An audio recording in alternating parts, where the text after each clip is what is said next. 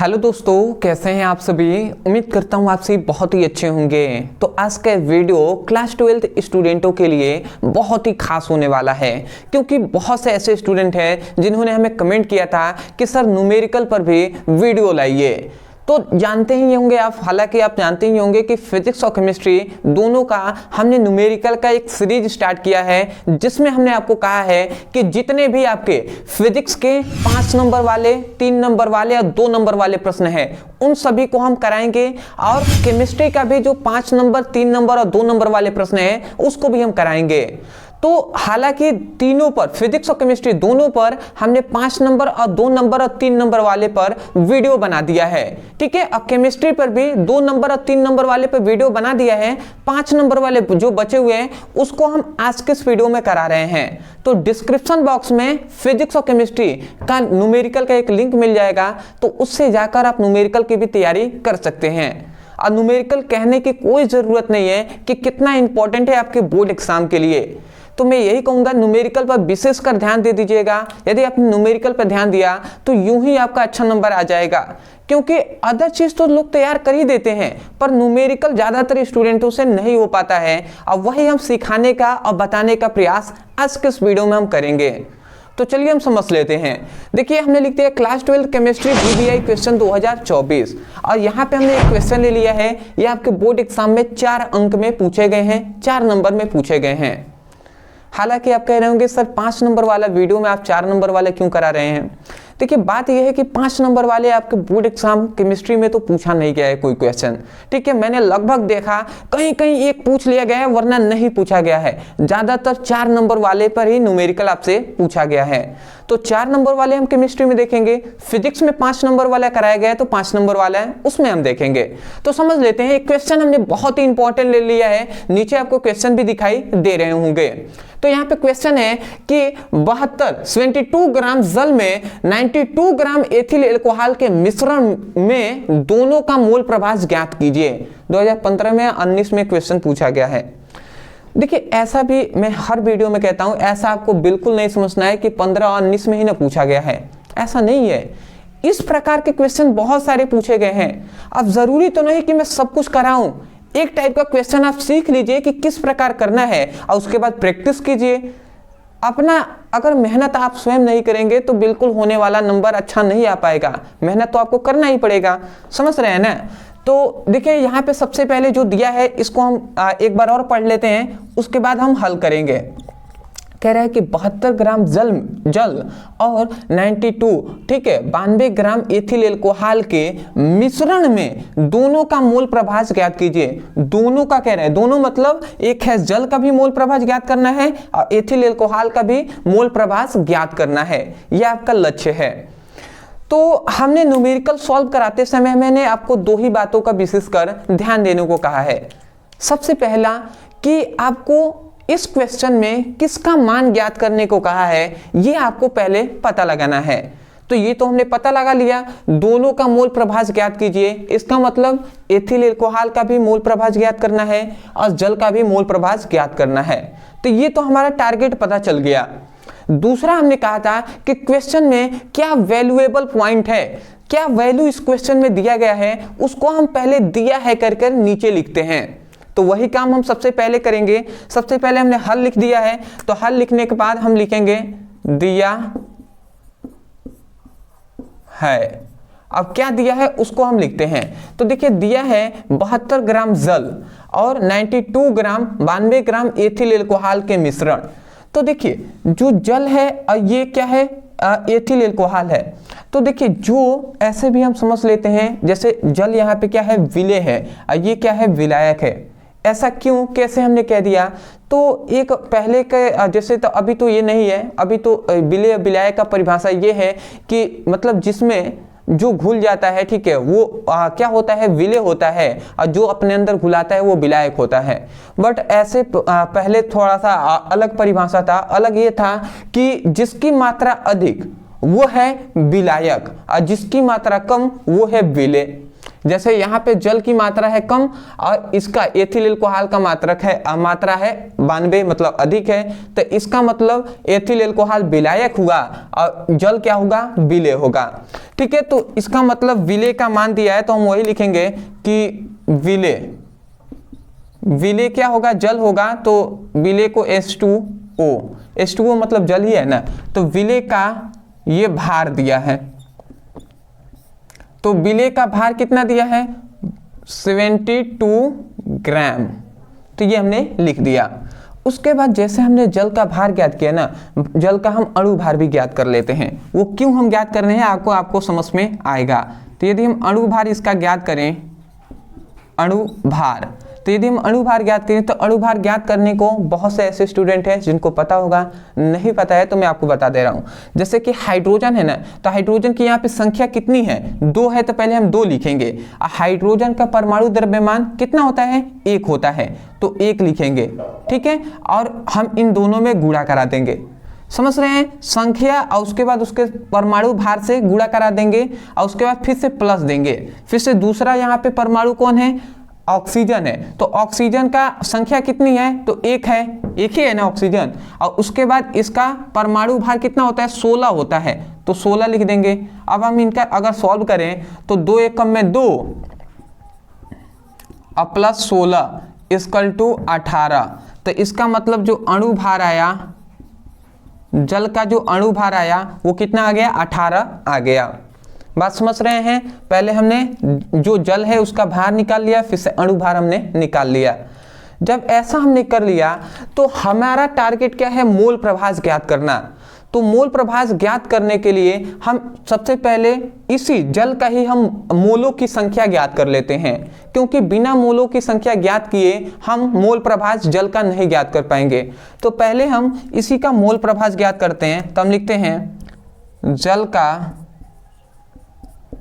मोल, जल की मोलों की संख्या, या जल के मोलों की संख्या लिखेंगे तो और बेटर लगेगा, जल के मोलों की संख्या। ठीक है, तो जल के मोलों की संख्या कितने, मोलों की संख्या इक्वल टू क्या होता है, मोलों की संख्या, इसका फॉर्मूला आपको पता होगा कि जल के मोलों की संख्या इक्वल टू होता है कि जल का भार बटे अणु भार, तो जल का भार बटे अणु भार होता है।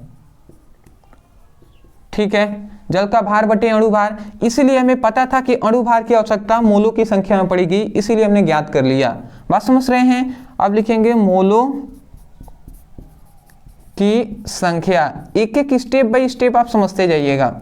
अब भार कितना है, 72 है, तो 72 हमने लिख दिया। फिर से अणु भार कितना है, 18 है, तो 18 लिख दिया। ठीक है, अब 18 चौको 72 होता है, तो मोलों की संख्या अगर हमने देखा तो जल के मोलों की संख्या कितनी आ गया, 4 आ गया। बात आपको समझ में आ रहा होगा। तो जल के मोलों की संख्या हमने यहाँ पर ज्ञात कर लिया। देखिए एक और बात आप याद रखेंगे, ठीक है, क्वेश्चन इतना हार्ड होता है, इतना 4 नंबर आपको दे रहा है तो इतने इजी नहीं होगा। ठीक है, न्यूमेरिकल बहुत से ऐसे स्टूडेंट हैं जिनको हार्ड लग रहा होगा, मैं उनसे खासकर यही कहना चाहूँगा कि प्रैक्टिस आप ज़्यादा से ज़्यादा कीजिएगा, इजी लगने लगेगा। थोड़ा सा शुरुआती में तो परेशानी होगी ही। तो समझ रहे हैं ना, हमें जल का मोल प्रभाज ज्ञात करना है और एथिल एल्कोहल का भी मोल प्रभाज ज्ञात करना है। तो पहले हमने जल का भार क्वेश्चन से लिख लिया, फिर से अणु भार हमने ज्ञात किया, और फिर से इसी जल का हमने मोलों की संख्या ज्ञात कर लिया। जब इतना हमने कर लिया ना, उसके बाद ऐसे ही जैसे ये किया है ऐसे ही हम ज्ञात कर लेते हैं कि जो एथिल एल्कोहल है इसके भी मोलों की संख्या हम ज्ञात कर लेते हैं। ठीक है, तो हम लिखेंगे हम लिखते हैं एथिल एल्कोहल। ठीक है, एथिल एल्कोहल जिसका सूत्र क्या होता है, जिसका सूत्र आप याद रखेंगे, मैं इस तरीके से लिख दे रहा हूं, C2H5OH, ये एथिल एल्कोहल का सूत्र होता है। तो एथिल एल्कोहल का भार, अब बताइए एथिल एल्कोहल का भार कितना दिया है, 92 ग्राम दिया है, तो हमने 92 ग्राम लिख दिया। उसके बाद अब जानिएगा, जब इसका फिर से अब एथिल एल्कोहल का अणु भार ज्ञात कर लेते हैं, तो अणु भार। अब अणुभार कैसे ज्ञात करेंगे, तो हमने बताया कार्बन की संख्या कितनी है, यहाँ पे 2 है तो 2 लिखेंगे, फिर से गुणा देंगे। और कार्बन का परमाणु भार कितना होता है, 12 होता है, 12 लिख दिया, फिर से प्लस देंगे। फिर से हाइड्रोजन की संख्या 5 है तो 5 लिखेंगे और गुणे 1 कर देंगे, क्योंकि इसका परमाणु भार 1 ही होता है तो 1 से गुणा करा देंगे। फिर से आप प्लस देंगे, फिर से आ जाएंगे। तीसरा ऑक्सीजन है, ऑक्सीजन की संख्या 1, ऑक्सीजन का परमाणु भार 16 तो 16 से गुणा करा देंगे, फिर से प्लस। हाइड्रोजन की संख्या भी 1 है और 1 ही इसका क्या है, 1 ही इसकी संख्या भी है या 1 ही इसका परमाणु भार भी है तो 1 गुणे 1 कर देंगे। समझ रहे होंगे बात आप। उसके बाद 12 दूना 24 होता है तो 24 प्लस 5 एकम में 5 प्लस 16 एकम में 16 और 1 एकम में 1। अगर हम इनको ऐड करें तो आप देख सकते हैं कितना हो जाएगा, 25, 5 30 और 30 10 40 6 46। तो अगर हम यहाँ से देखें तो इनको ऐड करेंगे तो 46 आ जाएगा। 46 क्या है, एथिल एल्कोहल का अणु भार है। बात समझ में आ रहा होगा आपको। तो देखिए सबसे पहले हमने विलेय का, हमने यहाँ पे विलेय के अणु भार ज्ञात किया था, वैसे ही हमने विलेय जो एथिल एल्कोहल है, एथिल एल्कोहल मतलब विलायक है, तो विलायक का अणु भार हमने ज्ञात कर लिया। अब जब अणु भार ज्ञात कर लिया ना तो फिर से अब इसी का जो मोलों की संख्या है वो ज्ञात कर लेते हैं। तो हम लिखेंगे यही बात कि विलायक, विलायक मतलब एथिल एल्कोहल C2H5OH, विलायक के मोलों की संख्या, ठीक है। अब मोलों की संख्या इक्वल टू होता है क्या है, जो विलायक है विलायक का भार, सॉरी विलायक का भार, हाँ तो ऐसे लिखेंगे तो ज़्यादा दूर जाएगा, सीधा लिखते हैं विलायक का भार बटे विलायक का अणु भार, यही तो होता है फॉर्मूला, ठीक है, यही नहीं होता है। जैसे जल के मोलों की संख्या ज्ञात किया था तो जल का भार बटे अणु भार, वैसे ही विलायक जो एथिल एल्कोहल है उसका भार बटे अणु भार कर देंगे। तो हमने ज्ञात तो किया ही हुआ है, बताइए मोलों की संख्या। एथिल एल्कोहल का भार कितना होता है, तो एथिल एल्कोहल का भी हमने भार ज्ञात किया है 92 लिख दिया। अणु भार कितना हमने ज्ञात किया, 46 कर दिया, 46 दूना 92 होता है, 2 आ गया। तो देख रहे हैं हमने एथिल एल्कोहल के मोलों की संख्या ज्ञात कर लिया। जब हमने जल के, अब आप ध्यान से समझेंगे हमने क्या क्या किया है, जब हमने जल के मोलों की संख्या ज्ञात कर लिया, अब फिर से जो एथिल एल्कोहल है इसके भी मोलों की संख्या हमने यहाँ पे ज्ञात कर लिया। उसके बाद अब हमारा लक्ष्य होगा कि दोनों का मोल प्रभाज क्या है ना, दोनों मतलब जल का भी और एथिल एल्कोहल का। तो अब हम ज्ञात करते हैं जल का मोल प्रभाज। तो हम लिखते हैं, तब समझिएगा ऐसे में कर दे रहा हूं, तब ऐसे, तब जल का मोल प्रभाज, जल का मोल प्रभाज। तो जल का मोल प्रभाज इक्वल टू क्या होता है, ध्यान रखिएगा, मोल प्रभाज का सूत्र होता है जिसका आप मोल प्रभाज ज्ञात कर रहे हैं उसके मोलों की संख्या। जल का मोल प्रभाज ज्ञात कर रहे हैं तो जल के मोलों की संख्या, जल के मोलों की संख्या, अब बटे क्या होता है, बटे जल के मोलों की संख्या बटे होता है कि विलयन के मोलों की संख्या, विलयन या मिश्रण के मोलों की संख्या। मतलब हम यहां पे लिख देते हैं पहले फॉर्मूला, विलयन के मोलों की संख्या, ये फॉर्मूला होता है, ठीक है। तो अब इसका हम मान रखते हैं, जल के मोल प्रभाज। अब जल के मोलों की संख्या कितना है, जल के मोलों की संख्या अभी यहां पे हमने ज्ञात किया ना, तो 4 है, तो 4 हमने लिख दिया। उसके समझिएगा विलयन के मोलों की संख्या, विलयन कब होता है, विलयन एक विलयन, समझिएगा विलयन जो है, विलयन कब बनता है, विलयन 2 ही चीजों से मिलकर होता है, एक है विलेय और एक है विलायक। यही दो चीज विलेय और विलायक मिल जाएंगे आपस में तो विलयन बन जाएगा, बनेगा कि नहीं। हम जानते हैं कि जल जो है वो क्या है, विलेय है, और विलायक क्या है, एथिल अल्कोहल है कि नहीं है। तो अगर हम यहाँ पे कहा गया विलियन के मोलों की संख्या, तो विलियन के मोलों की संख्या हमें ज्ञात करना होगा। तो हम क्या करेंगे, जो विलेय के मोल है, मोलों की संख्या है, जो विलेय जल ही ना है तो जल के मोलों की संख्या 4 है, और विलायक के मोलों की संख्या अभी हमने यहाँ पे ज्ञात किया है 2 है। तो अगर हम इन दोनों को ऐड कर देते हैं 4 2 6, तो जो 6 आएगा वही तो विलियन के मोलों की संख्या होगा ना, समझ रहे हैं ना। तो अगर हम विलेय और विलायक के मोलों की संख्या को जोड़ देंगे तो विलियन के मोलों की संख्या ज्ञात हो जाएगा। ठीक है, बात समझ रहे होंगे आप। तो वही हम यहाँ पर काम करेंगे। तो हम लिख देंगे, क्या हम लिखेंगे कि पहले हम जल के मोलों मतलब विलेय के मोलों की संख्या लिख दिए, और उसके बाद जो विलायक है उसके मोलों की संख्या 2 है वो हमने लिख दिया। अगर हम देखें तो 4/6 आ जाएगा। इसका अगर 4 में आप 6 का भाग देते हैं तो मैं कंफर्म आपको आंसर बता दे रहा हूं, वो आ जाएगा 0.667। ठीक है, तो या तो आप दशमलव में रहने दें या तो आप ऐसे P/Q के रूप में भी इतना भी आंसर लिख सकते हैं, कोई दिक्कत नहीं है। तो ये आपका निकल गया। जो क्या हमने निकाला है, ये निकला है जल के मोलों की संख्या। समझ रहे हैं ना। आते हैं अपने अगले पर। देखिए, जैसे हमने जल के मोलों की संख्या ज्ञात किया, मोल प्रभाज ज्ञात किया, वैसे ही अब एथिल अल्कोहल के मोल प्रभाज ज्ञात करेंगे। तो हम लिखेंगे एथिल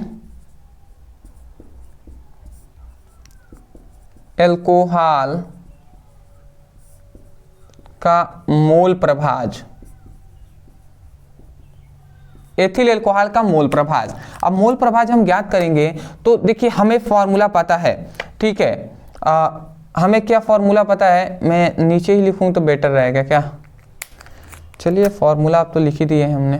ठीक है, जल के मतलब एथिल अल्कोहल का मोल प्रभाज इक्वल टू क्या होगा, एथिल अल्कोहल के मोलों की संख्या। तो हम लिख देते हैं एथिल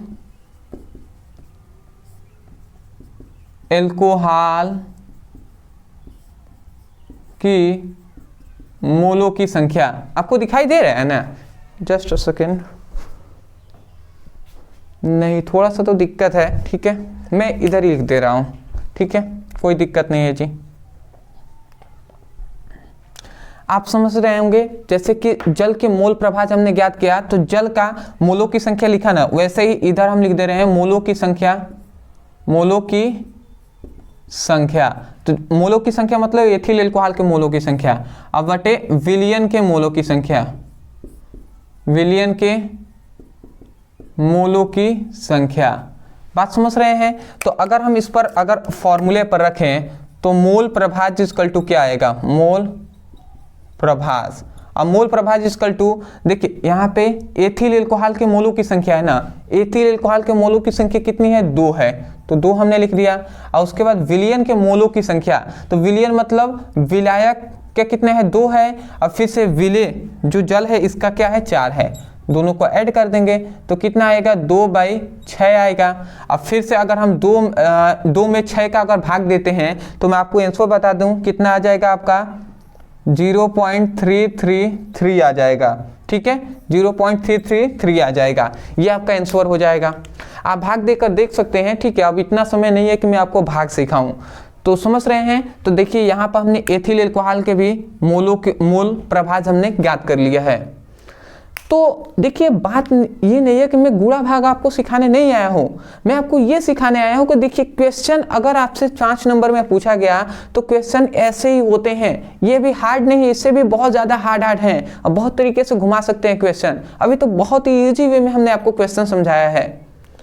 मैं आशा करता हूं कि आपको समझ में आ गया होगा, और यदि नहीं आया तो मैं यही कहूंगा इस वीडियो में जितना हम करा रहे हैं उतना तो पहले आप वीडियो देखिए और उसको सीखने का प्रयास कीजिए, और उसके बाद आप जितना हो सके, जितना संभव हो सके उतना भी प्रैक्टिस कीजिएगा, जितना हो सके प्रैक्टिस कीजिएगा, क्योंकि प्रैक्टिस ऐसा चीज़ है जो कुछ भी असंभव को संभव कर देगा। समझ रहे हैं। तो आप स्क्रीनशॉट ले लीजिए और जो क्वेश्चन है उनको हम देख लेते हैं। स्क्रीनशॉट।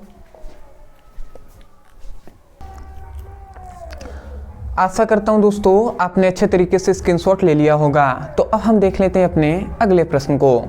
तो ये हमारा अगला 5 नंबर मतलब 4 नंबर वाले इंपॉर्टेंट क्वेश्चन है। ठीक है, नीचे आपको क्वेश्चन भी दिखाई दे रहे होंगे किस वर्ष में पूछा गया है।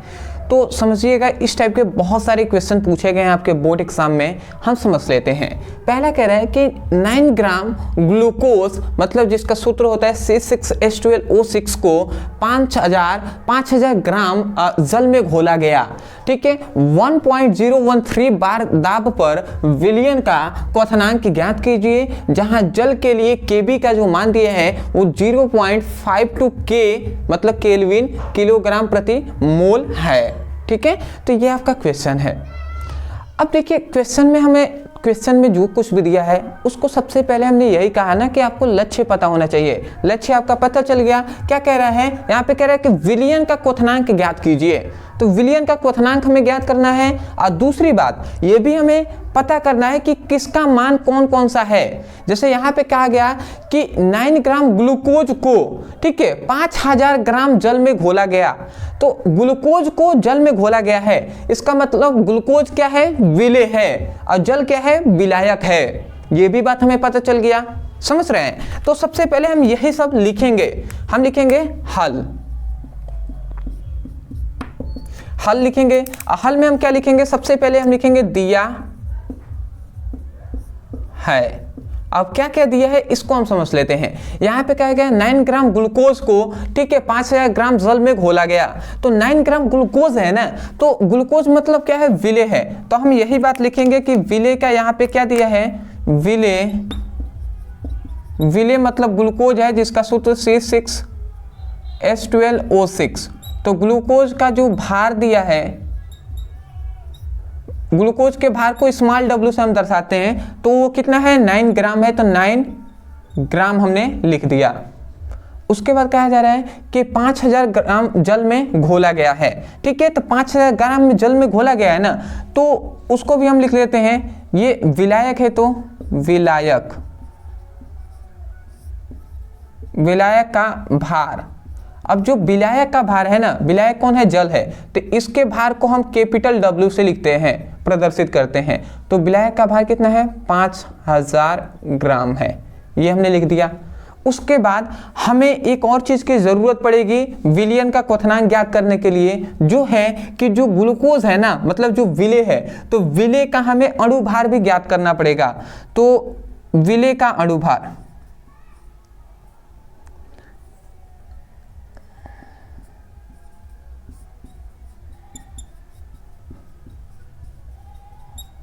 विलेय का या हम विलियन भी कह सकते हैं। विलियन का अणुभार जो क्या है? C6H12O6 है ना, C6, इसका अणुभार हमें ज्ञात करना है। तो अगर हम ज्ञात करें तो कितना निकल जाएगा? हमारा अणुभार आ जाएगा। यहाँ से अगर हम देखें तो कार्बन है 6, तो 6 गुणे कार्बन का संख्या 6 है, और कार्बन का होता है 12, तो 12 लिख देंगे, और प्लस हाइड्रोजन 12 है तो 12 गुणे 1 लिख देंगे, और ऑक्सीजन 6 है तो 6 गुणे ऑक्सीजन का होता है 16 हम लिख देंगे। और उसके बाद 12 छक 72 होता है, 72 हमने लिख दिया यहाँ पे, और प्लस 12 एकम में 12, 16 छक्के 96। ठीक है, ठीक। उसके बाद अगर हम इन सभी को ऐड करें तो क्या हो जाएगा? 6 2 8 2 10 का 0 1, और उसके बाद 9 और 1 10 10 7 17 1 18 180 आ जाएगा। ठीक है, तो ये देखिए ये निकल गया हमारा अणु भार का मान। अणु भार को हम स्मॉल m से दर्शाते हैं। ये बात समझ गए? तो ये हमने अणु भार मतलब स्मॉल m का भी मान 180 ज्ञात कर लिया। ठीक है, अणु भार हम उस टाइम से निकलवाना आपको सिखा रहे हैं, आप सीख गए होंगे। तो इतना सब जान लिया। उसके बाद हमें पता है Kb का जो मान दिया है, Kb का मान कितना दिया है? 0.52 K किलोग्राम प्रति मोल है, ये दिया है। यहाँ पे दाब का भी मान दिया है, दाब P का मान दिया है कितना? वो दिया है 1.013 बार। ठीक है, तो ये सब मान दिया है इस क्वेश्चन में, जो कि हमने यहाँ पर लिख दिया है। अब हमें ज्ञात क्या करना है, हमें ज्ञात करना है विलियन का क्वथनांक। तो विलियन का क्वथनांक एक बात याद रखेंगे, विलियन का भार आणविक द्रव्यमान, आणविक द्रव्यमान। तो विलियन का जो आणविक द्रव्यमान को हम m से दर्शाते हैं, तो m इक्वल टू आणविक द्रव्यमान कहें, अणु भार कहें, ठीक है, वो कोई दिक्कत नहीं है। तो आणविक द्रव्यमान m इक्वल टू जो फॉर्मूला होता है ये आप याद रखेंगे 1000 into KB into small w into del TB into capital W, ये होता है। अब सभी के हम मान को पुटअप करेंगे, हमारा आ जाएगा। अगर हम मान को पुटअप करें तो m का मान कहाँ पर है 180, 180 हमने लिख दिया। उसके बाद 1000 है, 1000 हमने लिख दिया। उसके बाद KB का मान कितना दिया है, KB का मान 0.52 हो गया। और उसके बाद स्मॉल w है ना, स्मॉल w का मान यहाँ पे दिया है 9, तो हमने 9 लिख दिया।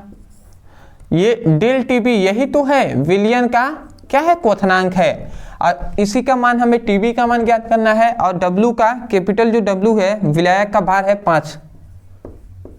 5000, ये हमने लिख दिया। बात समझ रहे हैं। अगर हम देखें तो हम क्या कर सकते हैं, इधर ये भाग में है, इधर आएगा तो गुणा कराएगा और ये इधर आ जाएगा। तो अगर हम इसको ऐसे करते हैं तो डेल TB का जो आएगा मान वो 1000 0.52 इंटू 9 और ये 118 यहाँ पे आ जाएगा और गुणे ये कितना आ जाएगा 5000। ठीक है जी, ये हो जाएगा। अगर हम देखें तो ये 3 से 3 कैंसिल हो जाएंगे। जब ये 3 0 से 3 0 कैंसिल हो जाएंगे तो उसके बाद यहाँ पर क्या बचेगा, उसके बाद हमारा आ जाएगा डेल TB। ये शायद मुझे लगता है यहाँ पे एक थोड़ा सा मिस्टेक हुआ है क्वेश्चन में, यहाँ पे 5000 नहीं 500 ही था। ठीक है, आप 5000 कर भी हल कर सकते हैं, वैसे कोई दिक्कत नहीं है। ठीक है, आंसर थोड़ा सा डिफरेंट आ जाएगा, बट 500 ही था आपका। ठीक है, मैं क्वेश्चन एक बार चेक कर लूँ। ठीक है जी, क्वेश्चन ठीक है 500 ही था। ठीक है, ये आपका क्वेश्चन 500 ही था। तो केवल यहाँ पे एक डिफरेंट होगा 500 यहाँ पे, और यहाँ पे जो 5000 लिखा है वो हमने 500 कर देना है। ठीक है जी, तो 2 0 यहाँ से 2 0 कैसे टेकेंगे, 1 0 से 1 0 ये कैंसिल हो जाएगा। बात समझ रहे हैं ना, केवल यहाँ पे मिस्टेक हो गया था, एक 0 एक्स्ट्रा हो गया था, वैसे कोई दिक्कत नहीं है। ठीक है, तो अब यहाँ पे क्या बचेंगे, देखिए अब इधर केवल ऊपर 1 बचा, फिर से 0.52 इंटू 9 हुआ, यही ना होंगे। ये 18 और 5 में गुणा होगा तो 18 5 90 होता है, 90 हमने लिख दिया। अब समझिएगा, अगर हम देखें तो डेल TB, अब देखिए 1 अगर इसमें गुणा कराएगा तो वही मान हो जाएगा, तो 0.52 हो जाएंगे इंटू 9 इंटू 19, ये हो जाएगा। अब देखिए यदि 9 में आप 0.52 से अगर गुणा कराते हैं तो अगर ये आपका कितना आ जाएगा, ये आपका आ जाएगा 4.68। आप गुणा करा कर देख सकते हैं, अब बटे 90 आ जाएंगे। यदि हम इनको, या तो हम आंसर इतना ही रहने दें, या हम सीधा डेल TB का हम मान रख सकते हैं 0.052 के, इतना भी हम मान रख सकते हैं, कोई भी दिक्कत नहीं है। ठीक है, आप भाग करा कर देख लीजिएगा, आपका आ जाएगा 0.052 के। बात समझ रहे हैं, तो ये हुआ आपका आंसर। मैं आशा करता हूं कि ये क्वेश्चन ज़्यादा हार्ड नहीं था, बट थोड़ा सा मान में आपको मान पुटअप करना था। ध्यान से मान पुटअप करेंगे, गणना करेंगे, आपका आंसर आ जाएगा। एक और बात मैं विशेष कर कहता हूँ, देखिए यहाँ तक भी आंसर आप छोड़ देते हैं तो बिल्कुल ऐसा हम नहीं कह सकते कि गलत है आपका, बिल्कुल 100% सही है, आपको फुल नंबर मिलेंगे। ठीक है, बट अगर आप दशमलव में ऐसे मतलब भाग दे देते हैं तो और भी अच्छी बात है। समझ रहे हैं ना। तो ये हुआ आपका पूरा क्वेश्चन हल हो गया। मैं आशा करता हूँ समझ गए होंगे। इस टाइप के और भी जितने भी क्वेश्चन हैं ये आपका कर्तव्य बनता है कि आप उन सभी क्वेश्चन को हल करें। ठीक है, तो स्क्रीनशॉट ले लीजिए और क्वेश्चन है उनको भी हम सॉल्व करेंगे। ठीक है, और न्यूमेरिकल पर हमें विशेषकर अब ध्यान देना है। स्क्रीनशॉट। चलिए दोस्तों, अब हम देख लेते हैं अपने तीसरे न्यूमेरिकल को। तो तीसरा हमारा बहुत ही इंपॉर्टेंट न्यूमेरिकल है, 2015 में 18 में ये रिपीट हुआ है और इस टाइप के तो बहुत सारे क्वेश्चन पूछे गए हैं। इस क्वेश्चन को आपको समझने के बाद आपको प्रैक्टिस करना है इस टाइप के क्वेश्चन को। ठीक है, बहुत ही इंपॉर्टेंट ये क्वेश्चन है। देखिए, और मैं कह सकता हूं कि बहुत ही इसमें घुमाया गया है, थोड़ा सा ध्यान से आप समझेंगे। कह रहा है ना कि चीनी का जल में बना एक 5% भारानुसार विलयन का हिमांक 271 केल्विन है। तो ग्लूकोज के जल में बने 5% विलयन का हिमांक की गणना कीजिए यदि शुद्ध विलायक का हिमांक इतना है। यह आपसे क्वेश्चन कह दिया है। बात समझ में आ रहा है यहाँ पे क्या बताया गया है? यहाँ पे हमसे क्या क्या कहा गया है? कह रहा है ना कि चीनी का जल में बना एक 5% भारानुसार विलयन का हिमांक इतना है। ठीक है, तो अगर मान लेते हैं एक चीनी है एक जल है, तो इन दोनों का मिश्रण किया गया है, तो जो विलयन बना है उसका हिमांक इतना है। तो ग्लूकोज के जल में बने 5% विलयन के हिमांकों की गणना कीजिए। इसका मतलब क्या हुआ कि ग्लूकोज और जल ये दोनों मिलकर एक विलयन बनाएंगे, तो उसके हिमांक क्या होंगे उसको हमें गणना करना है।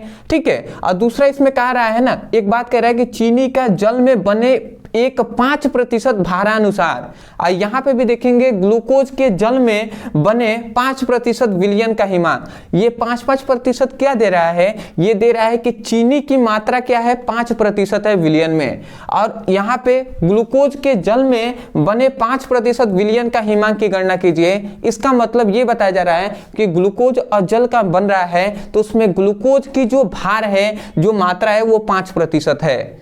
ये सब कुछ कहा जा रहा है। इसमें एक और मेन चीज दे दिया कि यदि शुद्ध विलायक का जो हिमांक है वो इतना है, तो आपको ये सब कुछ समझना पड़ेगा। थोड़ा सा हम डीप में जाएंगे, वीडियो को अंत तक आप देखेंगे। ठीक है, क्वेश्चन को अंत तक देखेंगे तब आपको समझ में आएगा। थोड़ा हो सकता है डिफिकल्ट लगे शुरुआत में आपको, पर समझने का प्रयास करना है।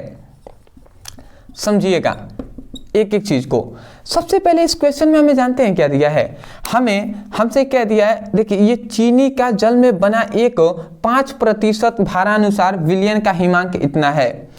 तो अगर हम देखें सबसे पहले, तो यहाँ पर जो चीनी है, तो चीनी देखिए, अगर किसी भी चीज का यदि मान नहीं दिया है, अगर वो प्रतिशत में दिया है, तो हम ऐसा मान लेते हैं कि 100%, जैसे चीनी और जल मिलकर बनेंगे जो विलयन, वो मान लेते हैं 100% है। 100% मान लेते हैं 100 ग्राम है।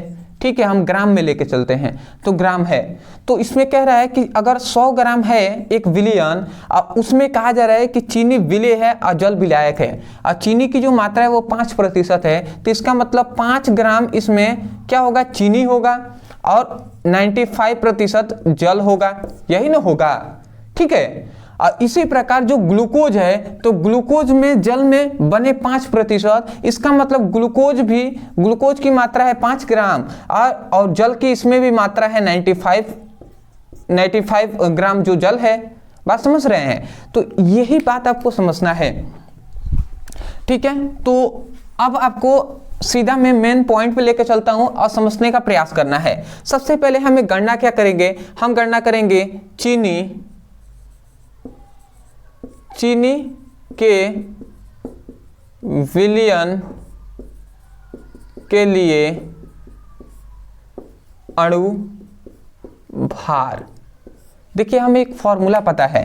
क्या हमें फॉर्मूला पता है? जैसे हम अभी चीनी और जल के लिए, इन दोनों के लिए ज्ञात कर रहे हैं अणु भार, उसके बाद ग्लूकोज और जल के लिए हम अणु भार ज्ञात करेंगे, उसके बाद ही, उसके पश्चात ही हिमांक का अनुमान हमें ज्ञात हो पाएगा। ठीक है, इसलिए हम ऐसा कर रहे हैं। तो चीनी के विलयन के लिए अणु भार का फॉर्मूला हमें पता है। क्या है? M = 1000 इंटू KF इंटू क्या होता है? Small w by capital W into del TF। ठीक है, F होता है। देखिए, जहां पर क्वथनांक दे दे, ठीक है, तो वहां पे B कर देते हैं, जहां पे हिमांक दे वहां पे F कर देते हैं। बात समझ रहे हैं ना? तो इसलिए अब समझिएगा, देखिए एक एक चीज आपको समझना है। हम चीनी के लिए हम ज्ञात करना है ना, चीनी के विलयन के लिए। तो चीनी का एम क्या है, एम है अणु भार। तो चीनी का अणु भार कितना होता है, तो चीनी का अणु भार जो होता है वो 346 होता है। ठीक है, आप शक्कर का देख लीजिएगा, जो अणु भार होता है वो 346 होता है। चीनी मतलब क्या होता है, शक्कर होता है, जैसे कि इसका फॉर्मूला होता है C12H22O11, सुक्रोज भी हम कहते हैं। तो ये बात आप समझ रहे होंगे। इसका अणु भार आप ज्ञात करेंगे तो 346 आ जाएगा। ठीक है, सॉरी 342 आ जाएगा, मैं डायरेक्ट लिख रहा हूं। ठीक है, आप अणु भार आप निकाल लीजिएगा, थोड़ा सा समय कम है हमारे पास, तो 342 हो जाएगा। ठीक है, आप भी तो हमने बहुत बार निकालना सिखाया ना, अणु भार निकाल सकते हैं। तो 342 आ जाएगा। उसके बाद 1000 हमने लिख दिया। देखिए KF का मान यहाँ पे कहीं दिया है, KF का मान नहीं दिया है, तो KF ऐसे ही लिख देंगे। और उसके बाद स्मॉल w का मतलब क्या है, स्मॉल w का मतलब है कि चीनी का भार पूछ रहा है। चीनी का भार होता है मतलब विले का भार, विले चीनी है ना, तो चीनी का भार 5% मतलब 5 ग्राम। यदि 100 में से 5% है तो 100 में से मतलब 5% मतलब 5 ग्राम हो जाएगा। और उसके बाद कैपिटल W, देखिए चीनी और जल की बात हो रहा है, तो जल अगर मान लेते हैं चीनी 5 है, अगर 100% 100 ग्राम में से यदि मान लेते हैं चीनी 5 है तो 95 जो होगा वो जल होगा, तो इसलिए जल का जो भार होगा वो 95 हो जाएगा। और उसके बाद TF क्या है, TF है विलयन का क्वथनांक। तो विलयन का क्वथनांक देखिए यहाँ पर आपसे कह दिया है कि सॉरी विलयन का हिमांक है, तो विलयन का हिमांक 271 दिया है। परंतु अगर आप ध्यान से देखें तो यहाँ पर नीचे फिर से कहा गया है कि शुद्ध विलायक का जो हिमांक है वो इतना है। ठीक है, यहाँ पे विलयन का क्वथनांक इतना दे दिया है और शुद्ध विलायक का जो हिमांक है वो इतना दे रहा है। तो हमें क्या करना पड़ेगा, हमें इसमें से इसको घटाना पड़ेगा। ठीक है, तब जाकर ये TF का मान निकलेगा। तो 273.15 और माइनस क्या करना पड़ेगा 271, ये हमें घटाना पड़ेगा। उसके बाद अगर हम आगे सॉल्व करें तो 342 और इधर क्या हो जाएगा 1000 इंटू KF इंटू 5/95। अगर हम इनको देखें तो ये क्या हो जाएंगे 271 273, तो पहले 0.15 लिख देते हैं, 273 271 मतलब 2 आ जाएगा। ठीक है जी,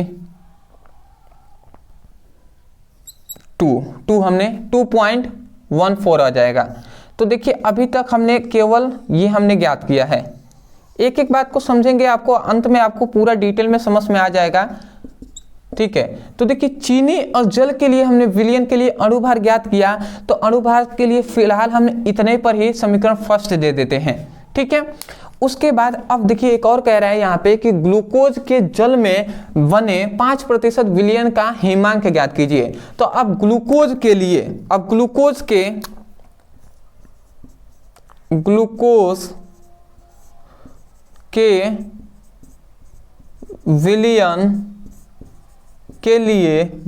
के विलयन के लिए अणुभार अब हम ज्ञात करेंगे। तो इसका भी तो वही फॉर्मूला होगा ना, इसके लिए भी वही फॉर्मूला होगा कि M = 1000 into KF into small w into capital W into del TB। और डेल TB क्या है, यही डेल TB क्या है, यही डेल TB है विलयन का हिमांक। ठीक है ना, यही डेल TB है। तो इसको डेल TB नहीं डेल F कहेंगे, TF। ठीक है, क्योंकि TB हम कहेंगे तो वो विलयन का क्वथनांक हो जाएगा। अगर हम इसको आगे सॉल्व करें, देखिए ग्लूकोज का ये M क्या है, भार है, अणुभार है ना, तो ग्लूकोज का अणुभार कितना होता है, ग्लूकोज का भी अणुभार हमने ज्ञात किया था 180 होता है। अब ग्लूकोज का सूत्र तो आपको पता होगा C6H12O6, यही ना होता है। अब आप निकाल नहीं सकते हैं, अरे निकाल तो आप सकते ही हैं। कार्बन की संख्या 6 है तो 6 और कार्बन का 12 होता है। ठीक है, और इसकी संख्या 12 है तो 12 गुणे 1 कर देंगे, 12 गुणे 1 और 6 गुणे ऑक्सीजन का 16 होता है 16। ठीक है, 12 छक्के 96, 12 छक 72 होता है, 12 छक 72 और 12 आपस 16 छक्के 96। अगर हम इनको ऐड करें तो 6 2 8 2 10 का 0 और 9 1 10 10 7 17 1 18 180 आ गया। समझ रहे हैं ना, तो वही 180 लिखा है। ऐसे ही आपको सुक्रोज का भी ज्ञात करेंगे, जैसे चीनी है उसका भी तो 342 आ जाएगा। यही था, ठीक है ना, इसमें ज़्यादा कुछ है नहीं, ठीक है। समझते हैं, इसमें 1000 हम लिख देंगे, उसके बाद KF का मान दिया नहीं तो KF ऐसे ही लिख देंगे। और उसके बाद ग्लूकोज का ही ये न भार है, ग्लूकोज मतलब विलेय, तो ग्लूकोज का भार हम जानते हैं, देख रहे हैं ग्लूकोज के जल में बने 5%। यदि एक विलियन है जिसमें 100% या 100 ग्राम है, तो उसमें से ग्लूकोज अगर 5% है तो मतलब 5 होगा, तो 95 जो होगा वो जल हो जाएगा। तो इसी प्रकार इसका क्या हो जाएगा, 5 हो जाएगा। और ये क्या है, विलायक है, तो विलायक का 95 हो जाएगा। और इंटू TF का मान तो दिया नहीं है, TF का मान ही हमें ज्ञात करना है, तो ये ऐसे ही हमने लिख दिया। इसको हम समीकरण 2 मानते हैं, इसको हम समीकरण 2 मानते हैं। अब देखिए, अब हम कुछ नहीं करेंगे, हमें TF का मान ज्ञात करना है। हम करेंगे समीकरण फर्स्ट में से समीकरण सेकेंड को भाग दे देंगे, ऐसा ही हम करेंगे। देखते हैं हम ऐसे करते हैं तो क्या हमें मिलता है। तो समीकरण फर्स्ट में सेकेंड से भाग देने पर यदि हम भाग देते हैं तो क्या होता है कि इसमें अगर हम भाग देते हैं 342, ठीक है, थोड़ा सा मैं नीचे लिख रहा हूं, ऐसा क्यों, अभी आपको 342 अब भागे 180 कर देते हैं, इक्वल का चिन्ह। अब देखिए इसमें से हम इसको भाग देंगे तो 1000, पहले इसका मान को हम टोटल लिख देते हैं, ये क्या है 1000 गुणे KF गुणे कितना है 5 है, और उसके बाद 95 गुणे 2.15। देख रहे हैं पहले हमने इतने मान को यहाँ पे पुटअप कर दिया, ये हमारा मेन बटा है। उसके बाद अब हम इसको मान पूरा रखते हैं तो ये क्या हो जाएगा 1000 इंटू KF इंटू क्या हो जाएगा 5 इंटू 95 इंटू डेल TF, ये हो जाएगा। अब अगर हम भाग देते हैं तो आप समझेंगे क्या क्या कटेगा। देखिए 1000 से 1000 ये कैंसिल हो जाएंगे, उसके बाद KF से KF कट जाएगा, उसके बाद इस 5 से ये 5 कैंसिल हो जाएगा, 95 से 95 कैंसिल हो जाएगा, ठीक है। तो अगर हम देखते हैं तो इधर क्या बचता है 342 और 180, और इधर क्या अगर बचा तो इधर ये ऊपर चला जाएगा, ये अब ऊपर चला जाएगा और ये इसमें गुणा कराएगा, इधर नीचे कुछ नहीं बचा, एक में अगर गुणा कराएगा तो ये डेल TF हो जाएगा और ये 2.15 हो जाएगा, ठीक है। बात समझ रहे हैं ना, इतना तो बेसिक है, इतना तो समझ में आना ही चाहिए। अब देखिए अगर हम इसका, ये इधर भाग में है, इधर आएगा तो गुणा कराएगा, तो 342 गुणे 2.15 गुणे 100 भागे 180 और डेल TF का ही तो मान ज्ञात करना था ना, यही तो पूछा गया था कि विलियन के हिमांक ज्ञात कीजिए, तो हम ज्ञात कर रहे हैं। तो अगर हम 342 का याद रखेंगे 2.15 में अगर गुणा कराते हैं तो ये कितना आ जाएगा 335 आ जाएगा। आप गुणा करा कर देख सकते हैं 735 आ जाएगा, ठीक है। और ये 180, उसके बाद ये डेल TF हमने लिख दिया। अगर आप इसमें अगर भाग कराते हैं, ठीक है ना, अगर इसको आप 180 में से 335 का अगर भाग कराते हैं तो ये आपका आंसर जो आ जाएगा डेल TF इक्वल टू 4.005 आ जाएगा, ठीक है, 85, ठीक है, ये आपका आंसर आ जाएगा। ये पॉइंट है, तो ये आपका आंसर हो जाएगा। देखिए कुल मिला जुला कर बात यह है ना कि गुणा भाग ज़्यादा इंपॉर्टेंट आपके लिए, तो गुणा भाग तो आपको ही ना करना है, मुझे क्या करना है कि मुझे जल्द से जल्द आपको सॉल्व करके दे देना है जिससे आपको समय बचे। आपको केवल इतने ही बातों का विशेषकर ध्यान देना है कि क्वेश्चन हल किस प्रकार हो रहे हैं। ये नहीं कि मैं क्या कर रहा हूँ, गुणा भाग जल्दी जल्दी मैं बता दे रहा हूँ ऐसे ही, ठीक है मुझे पता है तो मैंने बता दिया, ठीक है मैं गुणा भाग नहीं करा रहा हूँ, तो ऐसा नहीं है, आपको तो कराना ही पड़ेगा। आपको तो सब कुछ, आपको यही तो आपके, मेरा काम है कि मैं आपको समझा दे रहा हूँ कैसे आपको करना है, और सब कुछ तो आपको ही करना है। मैं आशा करता हूँ कि आपको अच्छे तरीके से जो भी हमने इस वीडियो में न्यूमेरिकल को कराया उससे आपको कुछ हेल्प मिला होगा और अच्छे तरीके से समझ में आया होगा। तो देखिए ऐसे ही आप पढ़ाई करते रहिए, मेहनत करते रहिए, ज़रूर आप अच्छे नंबर से पास होंगे। और भी अगर आप न्यूमेरिकल का सीरीज चाहते हैं फिजिक्स पर भी लाना तो वो भी हम जल्द ही आपको लाएंगे, ठीक है। एक पार्ट 1 3 नंबर वाले, 2 नंबर वाले, 5 नंबर वाले फिजिक्स का भी करा दिया। ये आपने वीडियो देख लिया केमिस्ट्री का, तो इसका भी 2 नंबर, 3 नंबर और 4 नंबर वाले हैं वो कंप्लीट हमने करा दिया। तो 3 वीडियो न्यूमेरिकल पे पहले ही हमने बना दिया है, डिस्क्रिप्शन बॉक्स में लिंक है, आप जाकर देख लीजिए जो आपने नहीं देखा है न्यूमेरिकल। अब जो आएगा वो फिजिक्स का फिर से 2 नंबर और 3 नंबर 5 नंबर वाला आएगा। उसके बाद फिर से हम 2 नंबर 3 नंबर 5 नंबर वाले केमिस्ट्री का भी कराएंगे। आशा करते हैं आप समझ गए होंगे। तो यदि आप चैनल पर नए होंगे तो चैनल को जरूर सब्सक्राइब कर लीजिएगा, क्योंकि आगे भी ऐसे ही कंटेंट हम आपके लिए प्रोवाइड कराते रहेंगे। तो मिलते एक नए टॉपिक के साथ, तब तक के लिए धन्यवाद।